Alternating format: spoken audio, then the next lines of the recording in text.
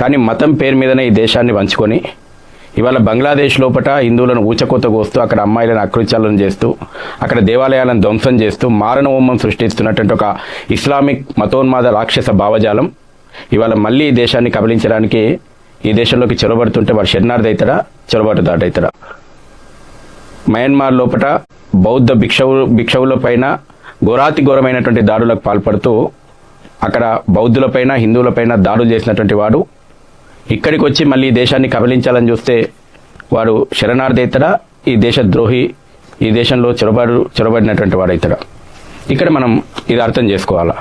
ఇదేం ధర్మసత్రం కాదు, భారతదేశం ధర్మసత్రం కాదు.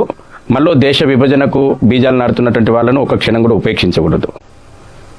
చట్ట ప్రకారంగా కూడా ఇవాళ చాలామంది మాట్లాడుతున్నటువంటి నేతలకు కానీ ఈ సోకాల్డ్ సమాజానికి కానీ ఒక విషయం చాలా స్పష్టంగా నేను అర్థమవుతాడు చెప్తున్నా.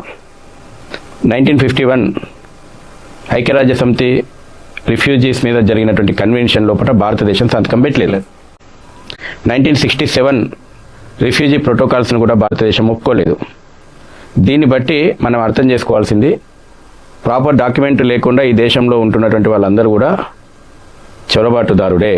శరణార్థి అనేటువంటి పదానికి ఆస్కారమే లేదు. వాళ్ళందరినీ కూడా ఫారినర్స్ యాక్ట్ ప్రకారం అరెస్ట్ చేసి తిప్పి పంపాల్సిన బాధ్యత ప్రభుత్వాల మీద ఉంది. కాకమ్మ కథలు చెప్తున్నారు, వాడు ఈ దేశాన్ని కబలించాలని వస్తే వాడు శరణార్థి ఎట్లయితారండి? బంగ్లాదేశ్ లోపల వాడు హిందువులను ఊచకోతకు వస్తున్నాడు, ఇక్కడికి వచ్చి భవిష్యత్తు ఊచకోతలకు ప్రణాళిక చేస్తున్నాడు.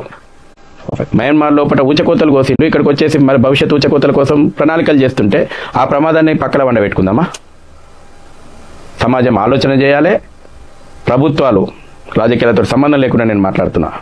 అన్ని రాజకీయ పక్షాలు భాగ్యనగర్ భవిష్యత్తును, దేశ భవిష్యత్తుకు ఛాలెంజ్ చేస్తున్నటువంటి ఈ బంగ్లాదేశ్ రోహింగ్యా అక్రమ ముస్లిం చొరబాటుదారులను పట్టుకొని ఏరివేయాలనేటువంటి ఈ డిమాండ్లో కలిసి రావాలి.